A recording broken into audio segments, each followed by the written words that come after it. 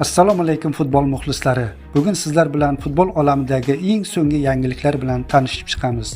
Agar kanalimizga obuna bo'lmagan bo'lsangiz, obuna bo'ling va ushbu videoga kanalimiz rivoji uchun like bosishni unutmang. AQSh, Kanada va Meksika davlatlari mezbonlik qiladigan Jahon chempionatining barcha ishtirokchilari ma'lum bo'ldi.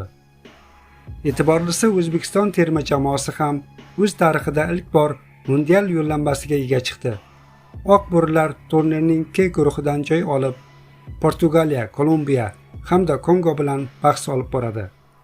Skori 90 nashri esa jamoalarning guruh g'olibi bo'lishi imkoniyatlarini baholab chiqdi. Unga ko'ra, Portugaliyaning birinchi o'rinni egallashi ehtimoli 64% ni tashkil etsa, Kolumbiyaniki esa 32% deb ko'rsatilgan. Guruhning yana bir vakili Kongo imkoniyatlari 3% ga baholangan bo'lsa, Fabio Cannavaro shogirdlarining ko'rsatkichi 2% ni tashkil etgan.